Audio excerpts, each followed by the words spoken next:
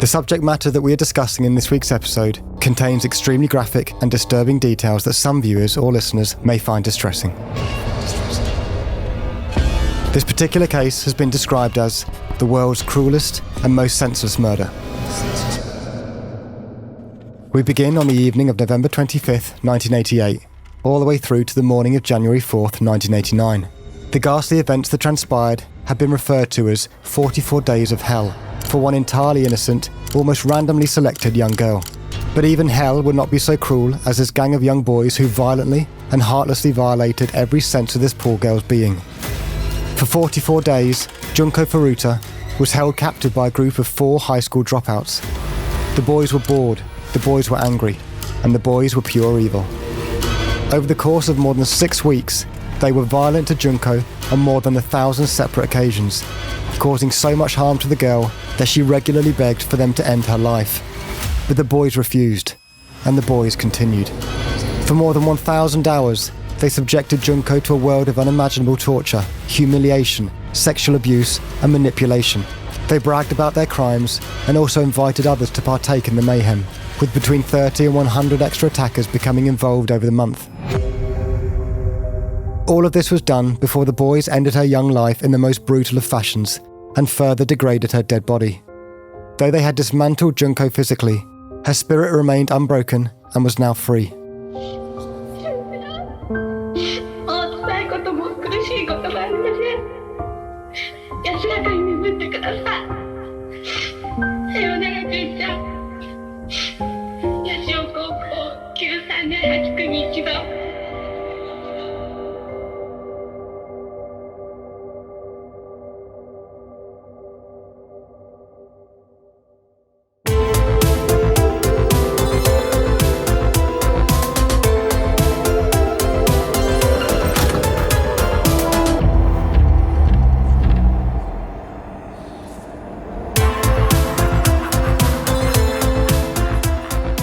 Hello and welcome to I Could Murder a Podcast. We are back once again with a very, very dark case this week, and I'm joined by Benny Carter.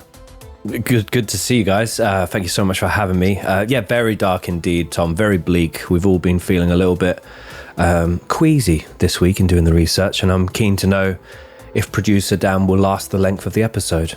Yeah. How are you doing, Dan? I'm already feeling a bit queasy, brushing over the notes here. It is dark and moody, dark and scary. Just like my new studio. It's had a lick of paint. This week's sponsor is Dan's Paint. Where can you get it, Dan? Bloody expensive. £45 a tin. Ooh. What a joke. But very excited to get into this case. That'd be a terrible sponsor to read if it was. But yes, this case, like Ben was saying, for me, this is a big claim of the amount of episodes we've covered, but I think this is by far one that I find the most disturbing, the darkest case, the most gory case I think we've ever covered, and it genuinely did make my stomach turn and make me feel like I was going to possibly be physically sick, which I think I've got a quite high threshold in terms of the cases we covered where maybe it hasn't made me feel as kind of like nauseous, but this really has pushed me over the edge a bit. So yeah, a little warning, if you're not into gruesome cases or gruesome details, this probably isn't the one for you. But, we think it's important over here on ICMAP to cover all cases, and this story is one that needs to be told so the victim is remembered. But yeah, it is a particularly cruel and gruesome one. Yeah, absolutely. And as you said, it's about telling the story and spreading the awareness of this case. But the thing that's so often in everything that I've watched or read about this case, it's all about what happened to this individual and what they went through. But really, there's so much to say about the life that was taken and the promise of that life, how much potential we'll get into it, but it's just a terribly sad and upsetting and disturbing case, and one where a life has been tragically not just taken, but completely every sense of her person was violated. And yeah, I would agree with you. I think it's certainly up there. We've done a few dark ones, but I would say this is perhaps the most disturbing. A little bit more disturbing than the Great Train Robbery. I was just about to say, if people want a comfort watch, go back and check out the Great Train Robbery episode. Very pleasant in comparison. Yes. But yes, Ben, can you reveal to the listeners and viewers what today's case is? Absolutely. So this week it is the case of Junko Furuta, 44 Days of Hell, the case that appalled Japan, the torture murder of Junko Furuta, the evil four of Adachi, terror and torture in Tokyo, the world's cruelest murder, and the concrete encased case. The last one yours? That last one wasn't mine, Tom. And I think like, even the case that appalled Japan sounds very Partridge. The case that appalled Japan. It's just like such an understatement for how gruesome this case is.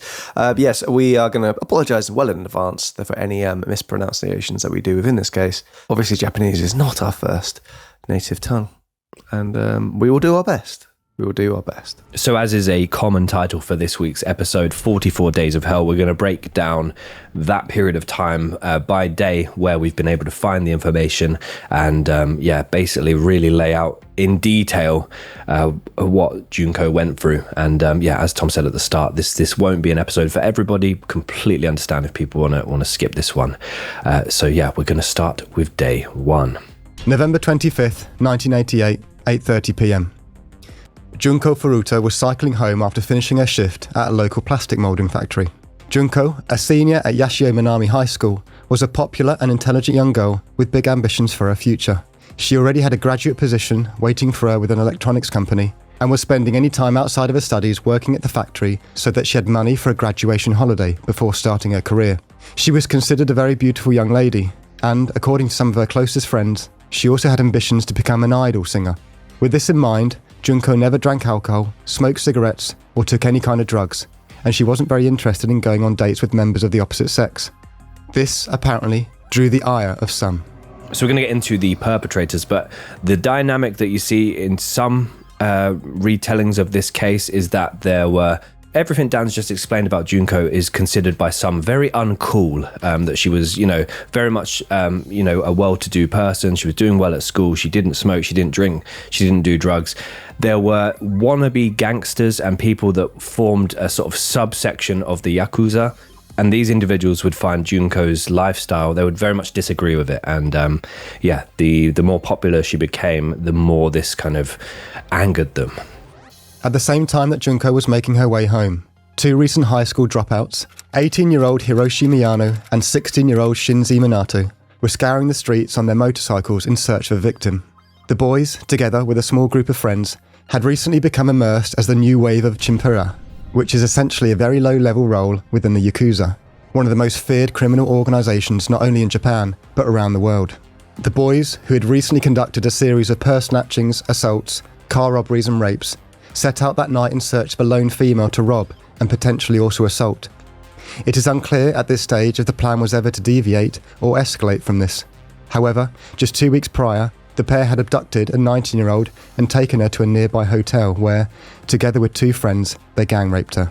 So one very divisive element of this case, and you're kind of, it's 50-50 in terms of the content out there, is whether or not the boys knew Junko personally, and also whether or not she was selected entirely at random. There are a lot of articles and podcasts out there that suggest the boys, particularly Hiroshi, was very familiar with her, and they put this down to Junko allegedly spurning his advances in quite a public manner. Apparently, Hiroshi had become infatuated with a girl that he considered uncool and somewhat of a goody two-shoes.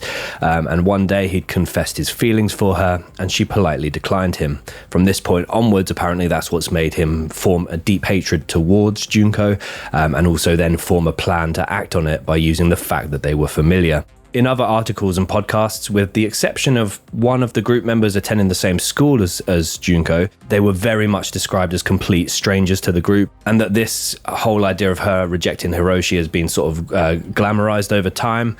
So there are, very much happened to just be cycling in the wrong place at very much the wrong time. But whether they knew Junko or not, the following series of events took place. As Junko was spotted by the boys, Hiroshi ordered Shinji to knock her off her bike so that he could swoop in as the hero.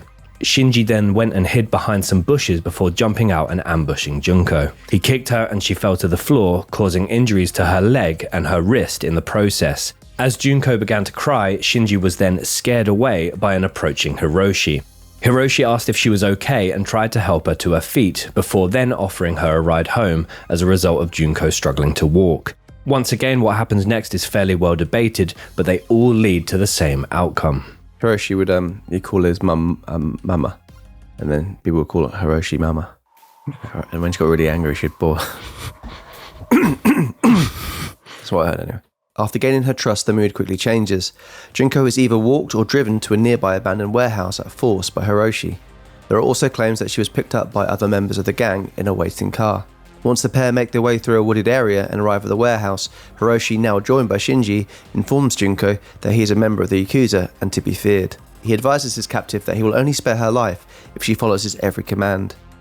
And a terrified Junko reluctantly agrees. This marks the beginning of Junko's nightmarish ordeal. So as Ben mentioned earlier on, Junko lives a very, kind of clean living life, doesn't drink, doesn't do drugs. She's very studious. She's got high ambitions. She knows exactly where she wants to be. She wants to go on a trip after school, travel the world. A very innocent kind of person. And then she's been dragged and manipulated into the situation where she thought, she's being mugged, and then someone saved her and she feels safe and relieved. Now she's been taken into this warehouse and basically told, you're now in the hands of the kind of the most feared people within Japan. And you have to do exactly what we say. So you can't even fathom what's going through her mind at this point. Is she ever going to see her parents again? Is she to believe anything they say? Because obviously that she's already been lied to at this stage. So yeah, it's the thoughts going through her head at this point must be absolutely terrifying. Because I thought about this moment in particular, I still think, however terrifying this must have been for her, and it's a horrific situation to be in, I still don't think the possibility of what happens next would ever have been something she would even comprehend in her mind, or who would comprehend it. Definitely, yeah. I genuinely think, because I was talking to Katy about this case beforehand, and she was like, why is it so terrible? I was like, if you were to try and think of the most heinous and horrible things you could do to a human, I wouldn't even get to couldn't think of even get, if I was trying to be in the mind of someone that evil, I couldn't think of the evil things they would go on to do. It's so dark. Yeah, it's this, as we said earlier, this case is really, I think, is the darkest one we've ever covered. Yeah, I would agree. And something for you for the end of the episode, I found a thread of what people feel should happen to the perpetrators of this case and what they would do to them. And actually, you put yourself there saying, I don't think I could comprehend doing that to someone, or even thinking of doing that to someone. There's some people with some thoughts out there. So stay tuned for that, because it's very eye-opening. Hiroshi then proceeded to brutally assault Junko. He beat her so badly that she was unable to stand up. As Junko started to cry for help, he began repeatedly choking her until she became quiet. Once this happened, Hiroshi proceeded to rape the 17-year-old on the warehouse floor. Having been completely violated, it's possible that Junko thought the horror was over, but it was only just starting. From here, Hiroshi orders a taxi and the pair travel to a hotel in downtown Adachi. Hiroshi informed Junko that he would kill her, her siblings and her parents if she did not pretend to be his girlfriend to the taxi driver, as well as the hotel staff. A petrified and traumatized Junko obliged. Hiroshi takes her to a hotel room and rapes her once again. He then allows her to use the bathroom whilst he picks up the hotel room phone and starts to call his friends. At this point, midnight is fast approaching and Junko's parents have started to grow concerned for their missing daughter. Day 2, in the early hours of November 26th, 1988. Having called his friends to brag about what he had done to Junko, Hiroshi is warned that his captive may go to the police if he lets her go. The group of 4 make plans to meet up at a nearby park in order to form a plan. The group, eager to impress their superiors as fledgling members of the Yakuza, had already been responsible for several attacks on girls and young women in the area, including dozens of robberies and numerous rapes, but they had always managed to keep their identities hidden. For this reason, when the group comes together in the local park, they make the decision that Junko must be held captive and should never be allowed to leave. Upon searching Junko's backpack, they find a notebook which contains her home address, and this information enabled the group to manipulate Junko in any way that they wanted to, by scaring her into thinking that her parents and siblings would be killed if she did not cooperate. The group of 4 were 18-year-old Hiroshi Miyano, 16-year-old Shinji Minato, 17-year-old Joe Ogura, and 17-year-old Yasushi Watanabe. From this point onwards, we will refer to them as Hiroshi, Shinji, Joe, and Yasushi. Junko herself, as we mentioned, had just turned 17 a few days ago. The boys inform Junko that the Yakuza now know where she lives, and any escape attempt will result in her entire family being tortured to death. From here, they move her to a small room on the second floor of a house owned by Shinji's parents in the Ayase district of Adachi. As it is still so early in the morning, they are able to do this without waking Shinji's parents. Junko would be confined to this room for the following 42 days, where a series of unthinkable events would take place. And yeah, we're going to go on to detail these events. Another final warning, if gruesome details are not for you. Great train robbery episode. There's better ones. There's other ones you can There pick. are better ones, yeah. A lot better ones. So there's lots of other ones to pick. Yeah. A lot. Area 51. Yeah, it's even better ones than that. Once the boys isolate Junko and Shinji's parents go to work for the day, the true terror begins. Junko is forced to remove all of her clothes and masturbate in front of the 4 boys. The boys then take it in turns to force Junko to perform oral sex on them, whilst also beating her at any point that she refused to do so. Junko is then gang raped more than a dozen times in just a few hours and is violated by each member of the group in the process. Once the boys are bored of sexually abusing their victim, they start to become violent. Cigarettes are put out on different parts of Junko's body, and foreign objects are placed into her vagina and anus. Junko is forced to spend the remainder of the day naked, laying beaten in a pool of her own blood. To prevent her from attempting to escape, the group informs her that her family home is being watched by members of the Yakuza 24/7, and that any escape attempt will result in their immediate murder. So we're going to talk about it later in the episode. There is a movie called Concrete, which dramatizes the events of day 2 slightly differently. I couldn't find anything to back this up out there, but basically it suggests that pretty much the first week was they had her in the room, but they weren't necessarily violent to her. They allowed her to play video games. They allowed her to sit in the room with them. They fed her. Again, I couldn't find anything out there to sort of back this up that actually happened. Everything I could find suggested the violence started immediately as soon as they got her into this house. So again, it's one of those things where it depends on where you go for your information, but 90% of where I went suggested there was violence immediately. But yeah, it was interesting to see the film's depiction of events. Yeah, this is based on, so I don't think...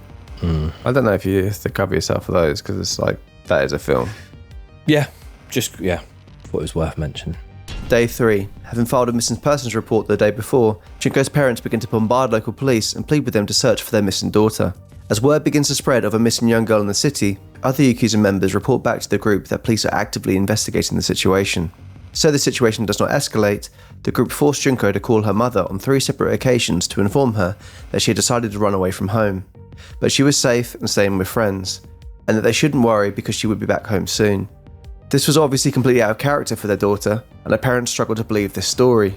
On top of this, to avoid Junko being discovered by Shinji's parents or older brother, they informed them that Junko was his new girlfriend and that she was living on the 2nd floor together with Shinji. They forced Junko to go along with this any time that Shinji's parents were present, and they explained, once again, that her family would be murdered if she ever told any of them the truth of the situation. After this, the torture resumed. Junko was restrained, Junko was beaten, and Junko was humiliated. The 2nd floor of the house became a regular hangout for the group, and as they grew more confident, many other acquaintances of the boys would be invited to visit the property in order to rape and physically abuse Junko. In total, she'd be raped by at least 30 different men, with reports suggesting that it could have been up to 100 different men in total. Those numbers just seem unfathomable, and the fact that so many people are aware of this going on, and yeah, obviously don't do the right thing, but like, so many people, is such a large web of people involved in this torture. Yeah, that made me concerned about how many cases like this happen where they are not found out or they are not discovered. They never come to light. Yeah, up to 100 different men were apparently aware, but there was at least 30 that were confirmed to have been aware, and none of them, as you said, did the right thing, made police aware. But there was one individual that told his brother, and his brother went to the police, but we'll get into that. But yeah, it's horrific. It's a horrible thought for her parents as well, because I'm sure they immediately knew that something was wrong from that phone call. As we said, she's a studious girl, very driven, very family orientated. So the thought of her running away without any explanation, and obviously they know their daughter, so they'll know from the tone of her voice, like if she's being sincere or if there's a slight hinge of fear or tint of fear in her voice. It's a horrible, like, being those parents being so helpless. After having not eaten or had anything to drink for almost 50 hours, Junko is told that she must drink her own urine and is forced to eat live cockroaches. Through fear and desperation, she does both. The abuse continues. Junko is repeatedly burnt with cigarettes and lighters, repeatedly punched and kicked, and repeatedly strangled. She was forced to masturbate in front of large crowds of gang members.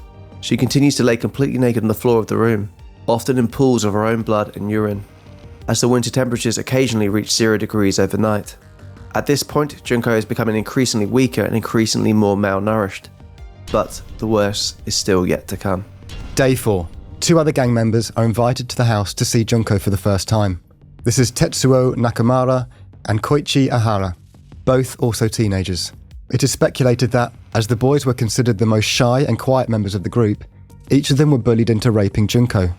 After this, Hiroshi became enraged, so he began to shave Junko's pubic hair with a razor before holding a lit match over her genital area. He repeatedly lit fresh matches and began to burn different parts of Junko's genital region, before also attempting to place lit matches inside of her and extinguishing cigarettes on her clitoris. Junko is visited by 10 additional men this night and forced to repeat the cycle. Day 5 to 8. The cycle of relentless abuse continues. Dozens more boys and men visit the property in order to rape and physically abuse Junko, who is considerably malnourished, injured, and begging for her release. She is once again forced to masturbate her heavily burned genitalia in front of large groups of people, and is violently assaulted for any minor thing that the boys took issue with. They also force Junko to dance in front of their friends, who kick and punch her in an attempt to make other gang members laugh. She is gang raped more than 100 times during the course of the week, and continues to survive off her own urine and the occasional bit of leftover food. It is believed that Shinji's older brother, Koji, had kept Junko alive by sneaking bread, rice, milk and water to her during the middle of the night. Day 9, the early hours. Junko makes one of only 2 known escape attempts, and sadly this would escalate the group's deprived behaviours to an unfathomable new level. She made her way down to the lower floor of the house and began to plead with Shinji's parents, but she was returned to the upstairs bedroom before information about the extent of her abuse could be shared. Though the parents saw her naked and bloody and in a heightened state of panic, they decided to take zero action. And that's just, we'll get onto the parents more shortly, but that is crazy in itself. This has been put down to them being afraid of their youngest son Shinji and his associates. But it has also been put down to both parents being active members of the Japanese Communist Party, and both of them were extremely keen to protect their reputations. Obviously, there were dozens of different men and boys visiting this house to see Junko. One of them told his brother what was going on and that there was this slave being kept in this house in Adachi. His brother went to the police about it straight away and told the police, and apparently 2 officers visited the house, but Shinji's parents answered the door. They asked if there was a girl in the house. The parents said no, and the police decided just to, okay, case closed, and walk away, which is just the parents' behaviours. And the police just taking their word for it is very, very jarring in this case for sure. So as punishment for her escape attempt, Junko is badly beaten by Shinji, Hiroshi, Joe and Yasushi. The group take turns punching her as hard as they are able to in the face and body. Multiple teeth are dislodged, and it is believed that some ribs were also broken. When Junko either refuses or is unable to stand up, Hiroshi starts burning her ankles with a firelighter.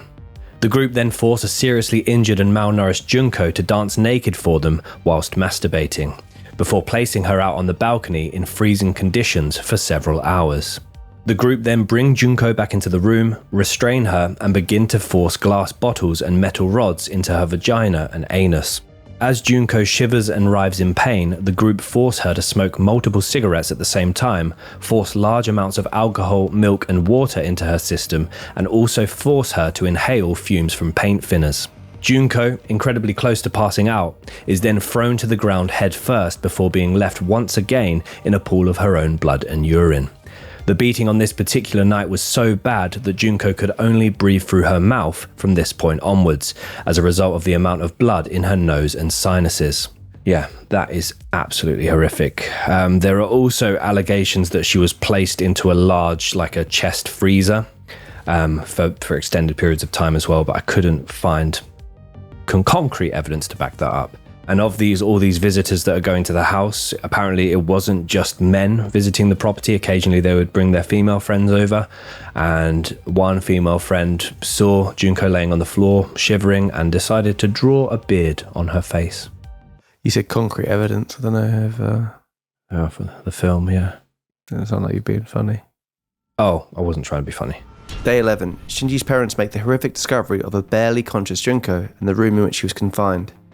Instead of reporting the matter to the police or attempting to save the girl, it's believed that Shinji's mother starts cleaning the room, washing the blood and urine away from the floor, and also disposing of any surrounding evidence. Shinji's father, meanwhile, turns a blind eye to the girl's unbelievable suffering. It is reported that Shinji's parents were terrified of their son, but also reported that Shinji had convinced his parents that Junko was both a criminal and a drug addict that the group were holding for ransom. Imagine that being your excuse to your parents. Guys, whoa, before you have a go at me, drug addict, holding for ransom. So, Shinji, okay, fair enough. You bloody, about to tell you off there. The parents' involvement in this is mad. It's just, I understand reputation is a huge thing, especially in that culture, but I just don't understand the mindset. I don't understand how that, even if they're scared of their son, I mean, he's living under your roof, he's doing these things under your roof, surely that's implicating you and you need to get this girl safe. But they just start cleaning and turning blind eyes, which is, it's not the way to go, you know. Definitely, that's good advice. Thank you. But there's also a thing which we'll get into that happens after this case, which is completely maddening and baffling as well. Over the following 11 days, the beatings and rapes continue. Though, due to the amount of injuries inflicted on Junko's face, body and genitals, the rapes start to lower in volume and frequency. This means that violence becomes the group's predominant focus. The group gets some rope and wrap it around Junko's wrists before tying it to the ceiling. They then begin to treat her like a human punching bag, causing so much internal injury that blood begins to spill from her mouth. This particular bit really made me feel queasy. When they are bored of this, they lower Junko to the ground and begin to drop large dumbbells onto her chest, breaking more ribs. They then hold her head on the floor and take turns stepping on it, forcing her face into concrete. They continue to burn parts of Junko's body and insert foreign objects into her. The only relief that Junko was given was when she was allowed to use the downstairs toilet, and when she was fed limited bits of food and milk. On one occasion, Junko was able to reach out to a telephone and call the police, but just as they answered, Hiroshi took the phone off of her and said that it was an incorrect dial, and then he hung up. And as punishment to this, she was badly beaten by the group. Day 22. During the late evening, Hiroshi became furious after he claimed to have stepped in a puddle of Junko's urine. Following his outrage, he orders the group to beat her whilst he leaves into another room. The group begin to punch and kick at Junko and pull some of her hair out in the process. Junko slowly passes out as a result of the beating. Hiroshi returns to the room armed with a lighter fluid and a candle. He pours it on Junko's thighs and hands before taunting her with a lit candle. Ultimately, he sets different parts of her body on fire. After burning her several times, the group hear Junko plead for them to kill her for the first time. They laugh and joke at the request before denying it. From this point onwards, Junko is no longer able to walk due to malnourishment and the immense pain from the injuries to her legs. Junko's body starts to convulse, but the boys believe she is faking it, so they set her on fire once again. They drip hot candle wax on her face and also start to burn her eyelids off with cigarette lighters. The group then place lit cigarettes and chicken skewers into her vagina and begin to beat her with iron rods and golf clubs. Eventually, Junko falls unconscious. Fucking hell. It's like you said, Tom, all of this is like completely unimaginable. You couldn't even think it. Yeah, in your worst nightmare, you can't imagine this happening. Though. Yeah. It seems to come so naturally to them. And it's although Hiroshi and Shinji are painted as kind of the two ringleaders, all four of the boys are getting equally involved in this torture, and they've beaten her to the point that now they are repulsed by her, so they don't want to rape her, so they're going to increase the violence because they can't rape her. They're absolute monsters. Because they had been responsible for crimes prior to this, and some severe crimes as well, some serious ones, they hadn't done anything anywhere close to this level that we're aware of. So it's all kind of come out of, if this rejection story is true, if Junko had rejected Hiroshi, it's all done because of that. Yeah. But if they didn't know her, and if she's a complete stranger, it's all done just because they could. Which is terrifying. If it is, it's strange, because what is the more scary one? The fact that like a polite rejection of someone can have that much of an ego that they go on to do this thing. But I mean, obviously they had previously done a similar, not to this extent, but a similar crime. So they already had seemingly a bloodlust for this. So, yeah, I think as well it's just so disturbing, the idea of over 100 people go into that space and not do anything about it. Obviously, one person told his brother, but the fact that they're complicit in it, and it's all part of it's like a game. It's like a little secret that all of them have, and it's just like you said earlier. It begs the question: has this happened previously? And like we'll go on to how this case could have even in itself have not been discovered. But yeah, it's truly one of the most disturbing cases I think we've covered. Day 31, which is Christmas Day of 1988. Even though Japan doesn't necessarily celebrate Christmas as a national or religious holiday, some parts of the population still celebrate it by spending time with their friends and family. Junko spent her Christmas struggling to maintain consciousness after her body had started to refuse water. She was also unable to stand or walk off of her own accord, so could no longer use the downstairs toilet.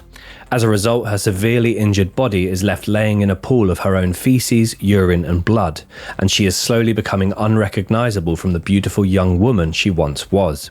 Her face was so swollen that it was difficult to make out her features, and some of her wounds were starting to become infected. A foul smell began to emanate through the entire house. And once again, this for me, the parents.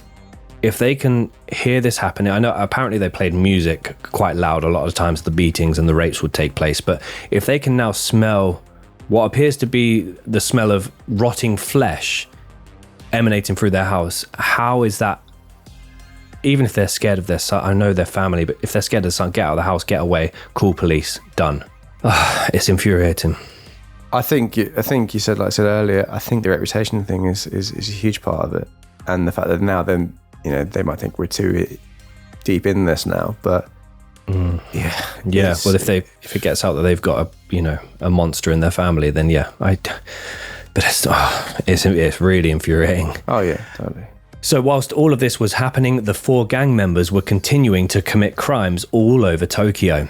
2 days after Christmas, Hiroshi and Joe abducted and raped another 19-year-old female in an Adachi hotel. And then from this point onwards, they then go to return to Shinji's house to beat Junko afterwards.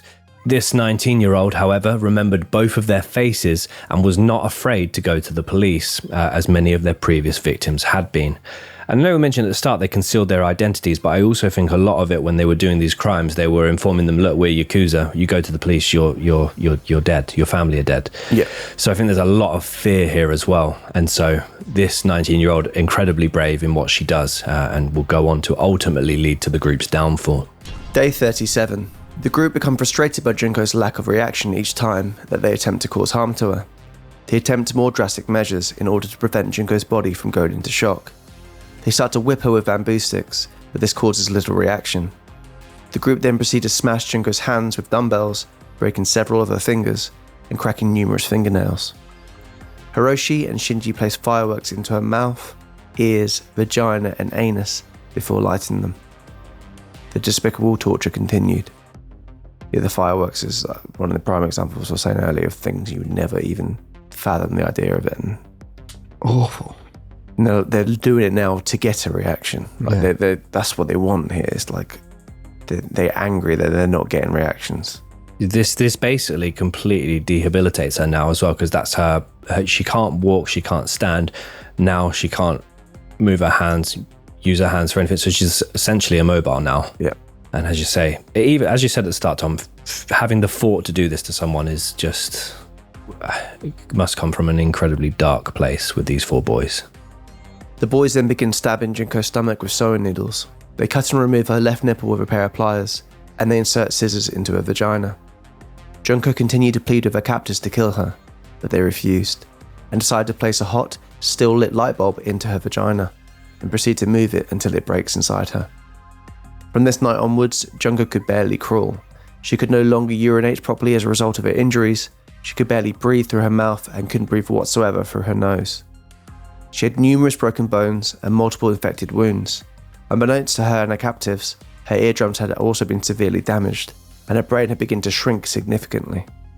Despite all of this and begging her captors to end it all, Junko is kept alive on small amounts of milk for 6 more days. Isn't that unbelievable that I said a few minutes ago, this is completely unimaginable, and then that happens? It just seems to keep going up another level. And I just can't believe that she's being able to withhold this and stay alive. Like, obviously the sheer fight she has to stay alive, And it's so like heartbreaking to hear that she's pleading with them to kill her, and they're not done. They want to inflict more pain to this poor girl. There's because one of the commonly asked questions about this case is, how did she survive for so long? How was she able to stay alive for so long? There's a Reddit thread, and there's there's a registered nurse that's quite active in that thread, talking about different reasons why she might stay alive in this situation. But a lot of it is also put down to the boys. Although it's absolutely horrific, disgusting, sickening what they are doing to her, they're also doing it in doses and on a time frame that wouldn't kill her, if that makes sense. They're doing just enough. It's hard to... do you know what I'm trying to say? They're taking it to a level where they know she will survive it, but barely. Well, they want to... Yeah, they want to maintain this torture. Yeah, that's it. It's horrible to say, but they're being smart with how they torture, not to... Yeah, just the absolute cruelest. Day 44, January 4th, 1989, 8 a.m. After losing a large amount of money in a game of mahjong the night before, BC said this looks a bit like solitaire meets dominoes. Hiroshi arrives at Shinji's house and demands to see Junko in order to take his anger out on her. He goes to her room, where he begins shouting towards an unresponsive Junko. He then lights several candles and begins to drip hot wax all over her face and body, before also placing 2 short candles directly onto her heavily swollen eyelids. He then tries to force Junko to drink her own urine, but she is barely able to move. Hiroshi then calls the group to the room, and they proceed to beat Junko. The beating becomes so violent that they have to go and get plastic bags to wrap around each of their hands to prevent them from becoming stained with what they described as infected blood. So as we've mentioned, there's a few different tellings of this case and thoughts of what happened. One of the things is commonly thought that Hiroshi makes Junko play him at mahjong, even in the bad state she's in, and she wins, which then infuriates the boys, and this leads to the beating. The group then proceed to punch, kick, and even throw a barely conscious Junko around the room. This beating went on for the following 2 hours. They pick up and slam dumbbells onto her body before becoming physically exhausted. At one point, Junko was thrown headfirst into a large stereo system, which caused her body to convulse. Hiroshi then doused her body with lighter fluid before setting her on fire. They witnessed Junko make a couple of weak attempts to put out the fire before she stopped moving altogether. The group left the room, believing Junko had fallen unconscious. The following day, Shinji's older brother, Koji, was attempted to bring food and water to Junko when he discovered that she was dead. He immediately called his brother to inform him and to advise that they need to get rid of the body in order to avoid detection for the murder.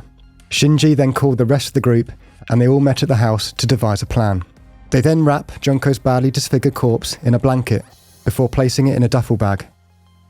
The bag was then placed in a metal drum, which was then filled with concrete. The group then waited for the concrete to set before placing it into a car and driving 14 miles to Wakasu Island.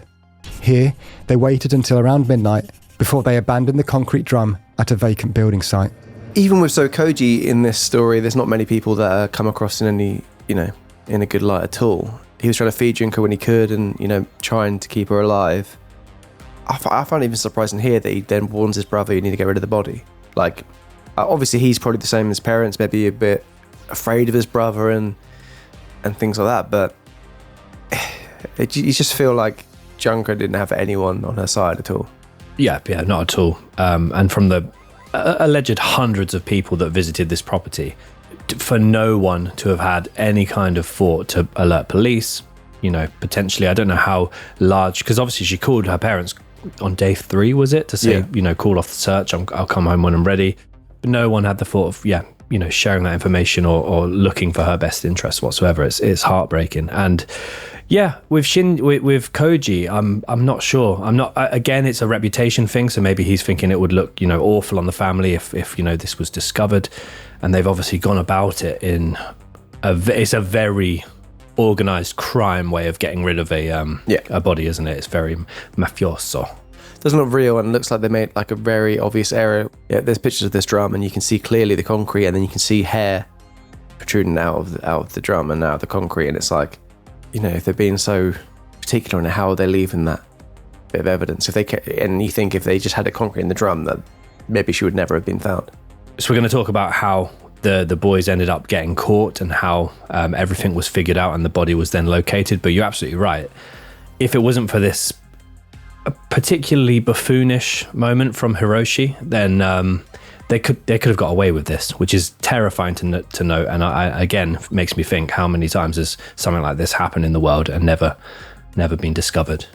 So 2 months later, Hiroshi Miyano and Joe Ogura were arrested after being recognized as the individuals responsible for the abduction and rape of the 19-year-old girl in Adachi on December 27th. So this was the known second time that they had done this in that location, and this is whilst they were holding Junko captive as well. So they called him down to the police station, and when they start to interrogate Hiroshi, who again throughout this case has been very much described as the ringleader and the main aggressor of the group, they happen to ask him about another murder of a young mother in the local area. As a result of them asking him this question, he basically thought, oh, Junko's a mother, they're asking me about the Junko case. And he panicked why they would ask him this question, what's going on in their thought process here. And he started to think, well, Joe's just been arrested as well. He's probably told them about Junko. So as a result of them just asking this question about an unsolved murder of a mother and daughter, he mistakenly believed obviously a confession had happened, so he started to suddenly inform police of what they'd done to Junko and where her body was, in the hopes that this would basically alleviate his culpability in the case. The interrogators were very confused by this confession, as it was completely different to the one they had questioned him about, and obviously completely out of the trail of thought of what they were looking at with regards to the rape case.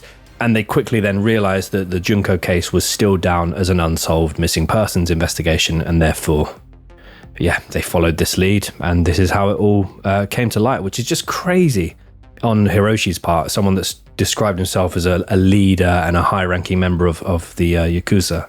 Oh, he's like at the outskirts, isn't he, the Yakuza? Yeah, he's like a baby fish. He's spawn eggs. Yeah, so baby fish spawn eggs. But yeah, he obviously paranoia, and maybe even guilt coming into his thinking there, and he's acting, trying to self-defense, and unknowingly, stitching him in his whole gang up. Yeah, it's such an unexpected end to the case, and obviously from this information they're now able to dig a little bit deeper, get the rest of the group in and start to question them further. So the police continue to press on with Hiroshi's interrogation, and they use this information to track down the concrete drum on the 29th of March 1989. So it had been there still for, well, over almost 3 months. Yeah, again, links to, if this hadn't happened, the case could potentially be unsolved. I would imagine eventually the drum would have been discovered, and it's, as Tom said, it's very evident, the hair sort of protruding from the concrete. Yeah.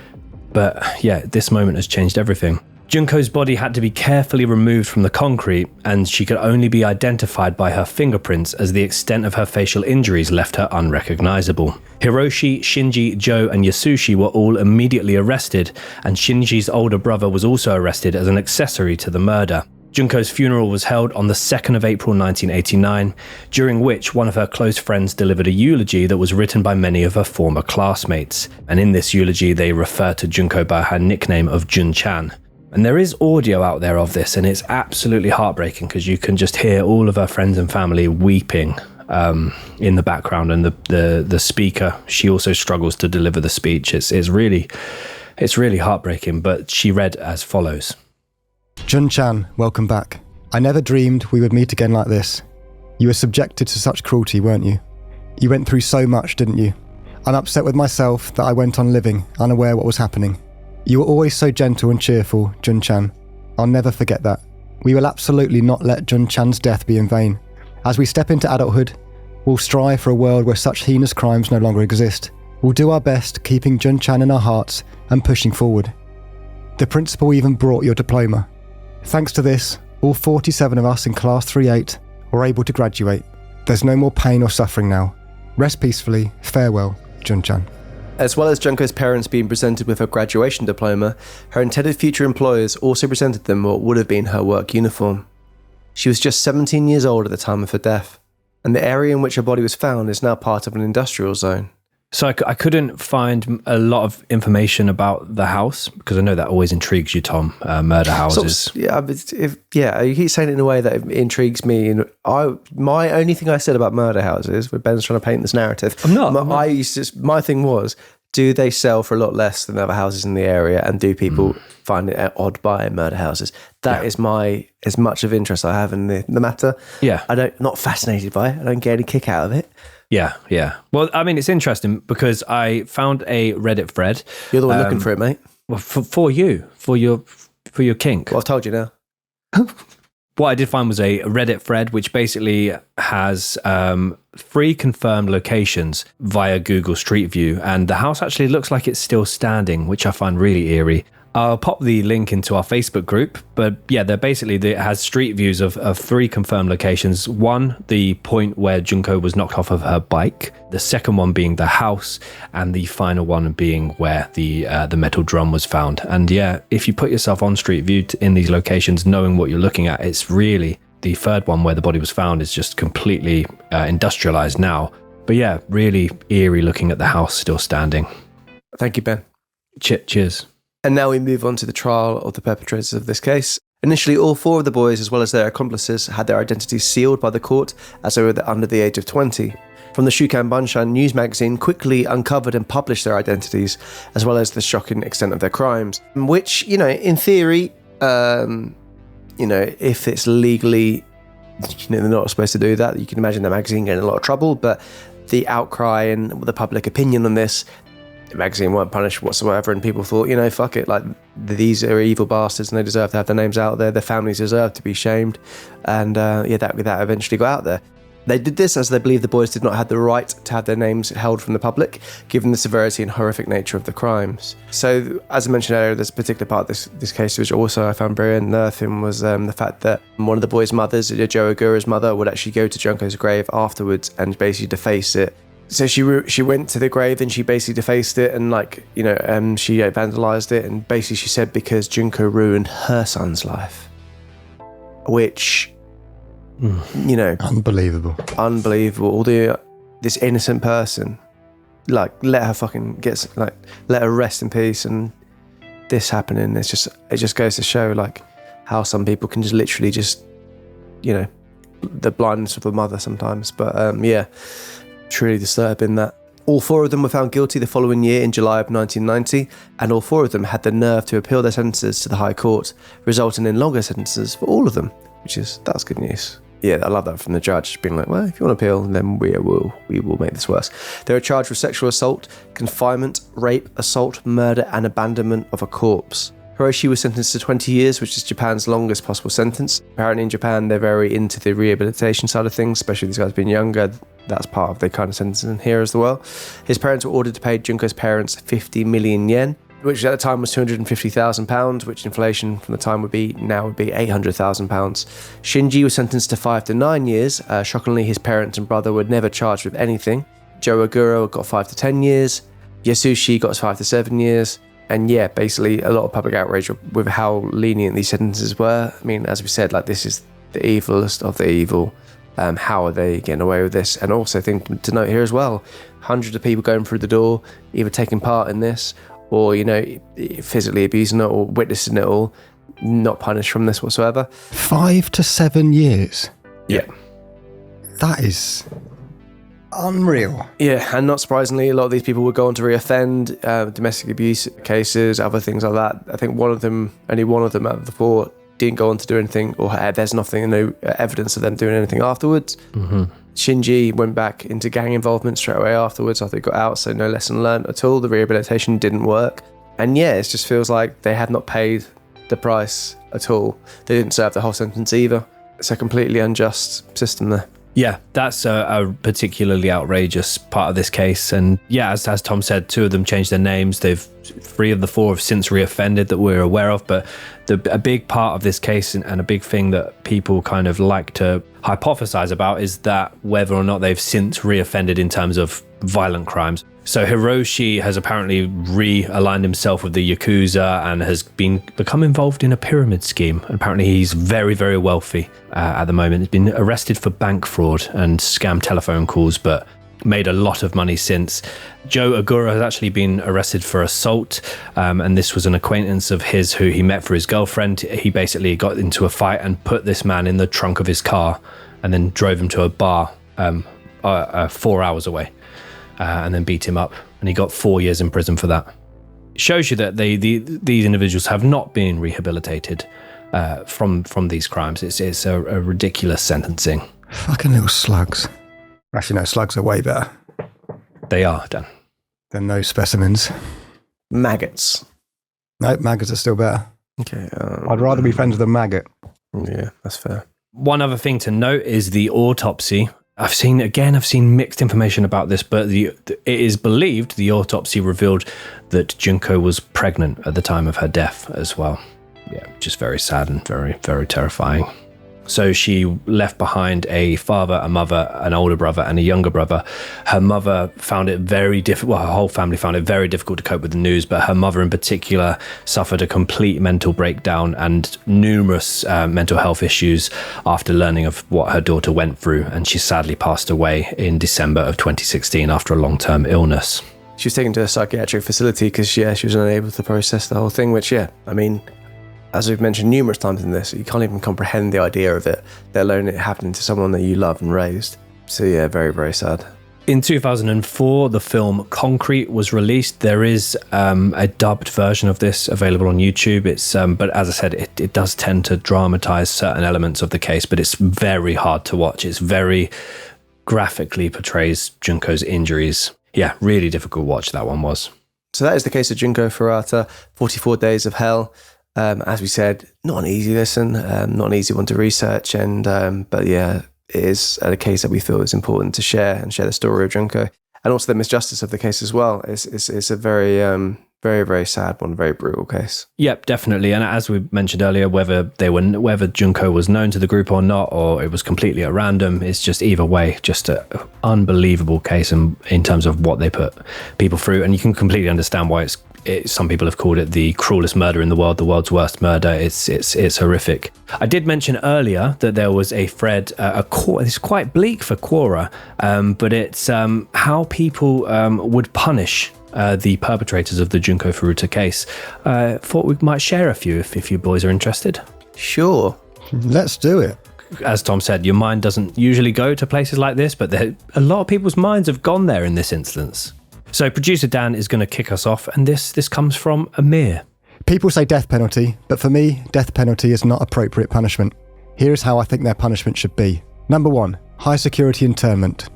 Number 2, they will be forced to work or be beaten or executed. Minimum 20 hours a day. Food and water must be earned. I mean, he says he doesn't want them to be killed and they're saying to be executed, so yeah, fair enough. Number 3, any show of tiredness and fatigue is punishing by maiming. Number 4, 1 bowl for food, water and hygiene. Number 5, whipping if necessary if their work is underwhelming. Number 6, daily interrogation even after the truth is out for mental damage. Number 7, castration. Number 8, should they die, their bodies will be burned, not worth a burial. All of that, and it will still be lighter than what Junko went through. God bless her soul. So this one comes from BBR. And they suggest make them go through the same thing that happened to Junko Furuta, but make it longer, not 44 days, maybe 88 days. Make sure they don't die, and torture them double too. An imaginative one there. Emily D has gone with stick them between a hollowed out tree trunk or 2 boats, force feed them milk and honey until they vomit and shit, and leave them drowning in their waste until bugs eat them. So that's fun. A sharp or Judas cradle, a sharp pyramid-like seat that pierced through the orifice, particularly the anus. Emily wants to concentrate on the anus. Rat torture, put a rat cage and the rib cage, a lot of cages, and light the cage on fire so the rats nibble through the rib cage. Fuck it. Why not do all 3 of them to these bastards? It's about as bad as what they did to her. I don't think those 3 would work in order. But yes, people noticeably very angered by this, and not really a lightweight in the episode. Not really light. Sorry about that. Yeah, just showing other people are twisted in the head about things like that as well. But yeah, sadly there isn't any light relief to this week, and we probably noticed as well that we haven't been very light with tangents. Some people will be very happy about the lack of tangents, but it's not a case where there's no light to this case whatsoever. I could do you a cryptic clue. No. Oh, go on then. okay. Go on then, Bendy. Cryptic clue. That will cheer people Make up. it cryptic though. Yeah. Oh, big time. Benjamin Carter's cryptic clues. Everyone gather round for some clues that can be quite cryptic, but he's going to give them to you anyway. Hope you can figure them out.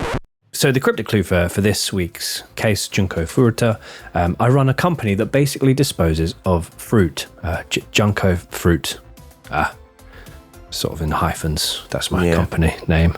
The case that we are covering next week, a bit more straightforward for you, actually. I think a lot of people are going to get this. Cool and the gang and Brian tried to warn you. Cool and the gang and Brian tried to warn you.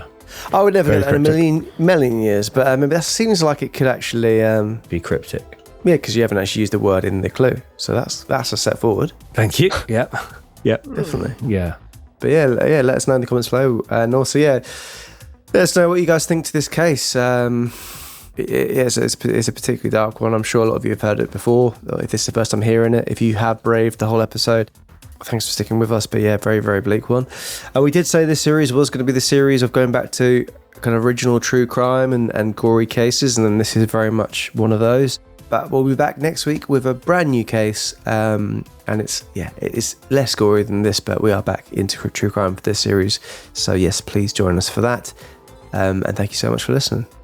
And as Tom said, for those of you that have made it to the end of the episode, if you are interested in the particularly dark and disturbing cases, then and also you can't wait until next week's episode, then we have got a website, icmap.co.uk, audio and video episodes. We're around 170 right now, and we have covered very similarly disturbing cases, including the Hello Kitty murder, the murder of Suzanne Capper, the murder of Kellyanne Bates, and the murder of Michael Moss, just to name a few of the particularly bleak ones.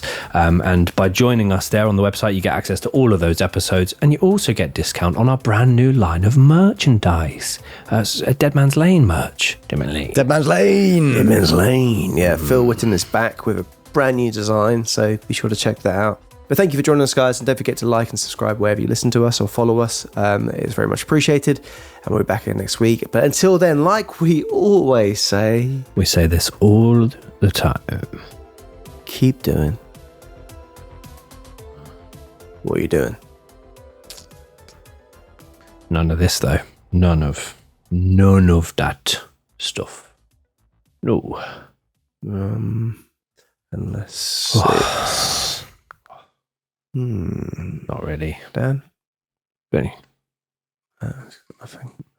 Nothing really. No. Yeah. Tough one. Don't listen to this case if you're having your tea. Give me a tuna and pesto pasta. Don't be a wannabe gangster and really ruin people's lives by doing so. Tell people if you've done something bad. Go to the police about it. Don't just sweep it under the rug. There you go. So yeah, thank you guys. I'll see you later. Take care. Bye.